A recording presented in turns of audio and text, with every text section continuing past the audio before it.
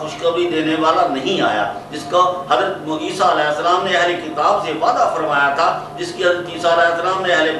اہل کتاب کو خوشخبری دی تھی، اور تقریباً 600 سال گزر گئے تھے۔ اس کے بعد حضرت محمد مصطفیٰ صلی اللہ علیہ وسلم تشریف لائے۔ اس لیے اللہ تعالیٰ اہل کتاب کو فرما رہا ہے کہ تحقیق میرا رسول صلی اللہ علیہ وسلم علی فترت من الرسل تمہارے پاس تشریف لائے ہیں۔ پیغمبر علیہ السلام کا سلسلہ موقوف ہونے کے بعد، سلسلہ رک جانے کے بعد تشریف لائے ہیں، اور اللہ تعالیٰ کے رسول اللہ صلی اللہ علیہ وسلم کو بھی اللہ تعالیٰ کا بھی حکم تھا کہ تو بھی ان سب پیغمبر علیہ السلام کی اقتداء کرنا۔ ہمارے رسول پاک صلی اللہ علیہ وسلم کو اللہ تعالیٰ کا حکم تھا کہ تم بھی ان سب پیغمبروں علیہ السلام کی اقتداء کرنا۔ اس لیے ایسا نہ ہو کہ لوگوں کی اللہ تعالیٰ پر کوئی حجت باقی نہ رہ جائے کہ ہمارے پاس کوئی خوشخبری دینے والا اور ڈرانے والا نہ آیا تھا۔ اگر ہمارا رسول اللہ صلی اللہ علیہ وسلم علی فترت من الرسل آ سکتا ہے، پیغمبر علیہ السلام کا سلسلہ رک جانے کے بعد آ سکتا ہے، پیغمبر علیہ السلام کا سلسلہ ختم ہو جانے کے بعد آ سکتا ہے، پیغمبر علیہ السلام کا سلسلہ ٹوٹ جانے کے بعد آ سکتا ہے، تو حضرت محمد مصطفیٰ صلی اللہ علیہ وسلم کے بعد بھی اللہ تعالیٰ رسول اللہ صلی اللہ علیہ وسلم آ سکتا ہے، تاکہ لوگوں کو اللہ تعالیٰ پر کوئی حجت باقی نہ رہے۔ آپ صلی اللہ علیہ وسلم کا مسئلہ بھی اسی طرح کا ہے کہ آپ صلی اللہ علیہ وسلم کے کوئی نرینہ اولاد نہ تھی، آپ صلی اللہ علیہ وسلم تو مردوں میں سے کسی کے باپ نہ تھے، اس لیے آپ صلی اللہ علیہ وسلم کا سلسلہ بھی رک گیا، آپ صلی اللہ علیہ وسلم کا سلسلہ بھی ٹوٹ گیا، آپ صلی اللہ علیہ وسلم کا سلسلہ بھی ختم ہو گیا، آپ صلی اللہ علیہ وسلم کا سلسلہ بھی فترت من الرسل ہیں، آپ صلی اللہ علیہ وسلم بھی خاتم النبیین ہیں، آپ صلی اللہ علیہ وسلم خاتم الرسل ہیں،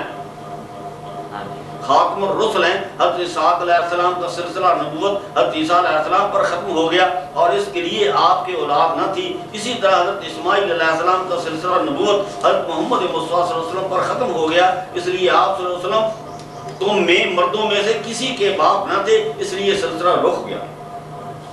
آپ حضرت محمد مصطفیٰ صلی اللہ علیہ وسلم کا سلسلہ حضرت بی بی فاطمہ زہرا صلوات اللہ علیہ سے شروع ہوا، یہ آل محمد صلی اللہ علیہ وسلم کہلائے گی۔ اس بی بی پاک سے آل محمد مصطفیٰ صلی اللہ علیہ وسلم کا سلسلہ شروع ہوا۔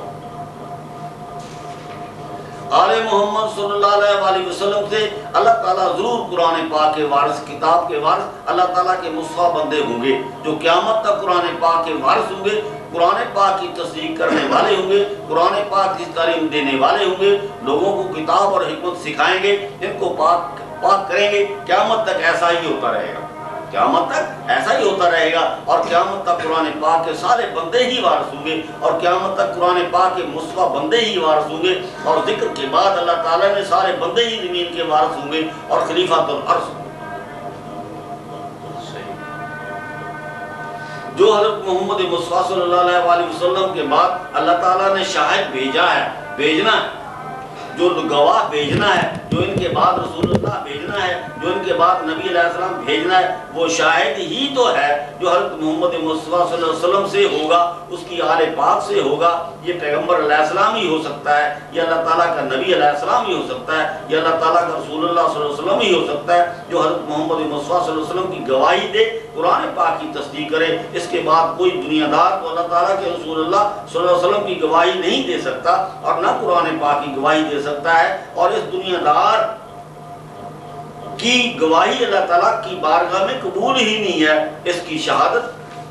قبول ہی نہیں ہو سکتی، اللہ تعالیٰ کے پاس گواہی پہنچ ہی نہیں سکتی، اللہ تعالیٰ کے پاس گواہی پہنچ ہی نہیں سکتی، کیونکہ نبی علیہ السلام کی گواہی، قرآن پاک کی گواہی کوئی نبی علیہ السلام، کوئی پیغمبر علیہ السلام، کوئی اللہ تعالیٰ کا رسول پاک صلی اللہ علیہ وسلم ہی دے سکتا ہے، کیونکہ نبی علیہ السلام کی گواہی کوئی نبی علیہ السلام ہی دے سکتا ہے، کیونکہ نبی علیہ السلام کی جگہ پر اس کی گواہی کوئی نبی علیہ السلام ہی دے سکتا ہے، کیونکہ اللہ تعالیٰ کی طرف سے آنے والے کی گواہی اللہ تعالیٰ کی طرف سے آنے والا ہی دے سکتا ہے، جو اللہ تعالیٰ کی زبان سے گواہی دے۔ اس سے معلوم ہوتا ہے کہ حضرت محمد مصطفیٰ صلی اللہ علیہ وسلم کے بعد اللہ تعالیٰ کوئی اور رسول اللہ صلی اللہ علیہ وسلم ضرور بھیجے گا،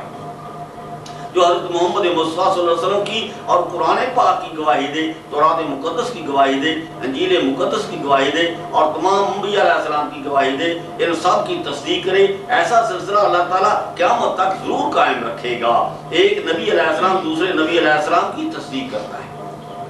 حضرت عیسیٰ علیہ السلام کو بھی اللہ تعالیٰ نے تورات مقدس کی تصدیق کرتا ہوا اور حضرت موسیٰ علیہ السلام کے بعد سب پیغمبروں علیہ السلام کی پیروی کرتا ہوا ان کے نقش قدم پر بھیجا ہے، سب کے آخر میں بھیجا ہے۔ حضرت اسحاق پیغمبر علیہ السلام کی نسل سے آخری پیغمبر علیہ السلام ہے، اور حضرت موسیٰ علیہ السلام کی نسل سے آخری پیغمبر علیہ السلام ہے۔ اس لیے اللہ تعالیٰ نے وَقَفَّيْنَا استعمال کیا ہے۔ حضرت محمد مصطفیٰ صلی اللہ علیہ وسلم بھی حضرت اسماعیل علیہ السلام کی نسل سے آخری پیغمبر علیہ السلام ہے، اس لیے اللہ تعالیٰ نے فترت من الرسل استعمال کیا ہے۔ حضرت عیسیٰ علیہ السلام کے لیے اللہ تعالیٰ نے وَقَفَّيْنَا عَلَىٰ آثَارِهِمْ استعمال کیا، اور حضرت محمد مصطفیٰ صلی اللہ علیہ وسلم کے لیے اللہ تعالیٰ نے عَلَىٰ فترت من الرسل استعمال کیا ہے۔ حقیقت میں یہ دونوں ایک ہی ہے، حقیقت میں دونوں ایک ہی لفظ ہیں، ان دونوں کا مقصد ایک ہی ہے۔ اس سے معلوم ہوا پیغمبر علیہ السلام کے بعد پیغمبر علیہ السلام ضرور آ سکتا ہے، ایک دوسرے پیغمبر علیہ السلام کی تصدیق کرے اور شہادت اور گواہی دے۔ سورۃ مائدہ دی 12 نمبر آیات، وَقَالَ اللَّهُ إِنِّي مَعَكُمْ وَقَالَ اللَّهُ إِنِّي مَعَكُمْ لَئِنْ أَقَمْتُمُ الصَّلَاةَ وَآتَيْتُمُ الزَّكَاةَ وَآمَنْتُمْ بِرُسُلِي وَعَزَّرْتُمُوهُمْ وَأَقْرَضْتُمُ اللَّهَ قَرْضًا حَسَنًا لَأُكَفِّرَنَّ عَنْكُمْ سَيِّئَاتِكُمْ وَلَأُدْخِلَنَّكُمْ جَنَّةً تَجْرِي مِنْ تَحْتِهَا الْأَنْهَارُ فَمَنْ كَفَرَ بَعْدَ ذَلِكَ مِنْكُمْ فَقَدْ ضَلَّ سَوَاءَ السَّبِيلِ۔ وَقَالَ اللَّهُ إِنِّي مَعَكُمْ لَئِنْ أَقَمْتُمُ الصَّلَاةَ، اور اللہ تعالیٰ نے کہا میں تمہارے ساتھ ہوں۔ وَقَالَ اللَّهُ إِنِّي مَعَكُمْ، میں اللہ تعالیٰ نے کہا میں تمہارے ساتھ ہوں۔ لَئِنْ أَقَمْتُمُ الصَّلَاةَ، اگر تم نماز کو قائم رکھو،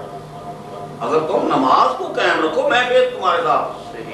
وَآتَيْتُمُ الزَّكَاةَ، اور زکوٰۃ کو دو پھر میں تمہارے ساتھ ہوں۔ وَآمَنْتُمْ بِرُسُلِي، اور میرے رسولوں پر ایمان لاؤ۔ اور وَعَزَّرْتُمُوهُمْ، اور اس کو قوت دو۔ اور وَأَقْرَضْتُمُ اللَّهَ قَرْضًا حَسَنًا، یہ اللہ تعالیٰ کو سب سے اچھا قرض دینا۔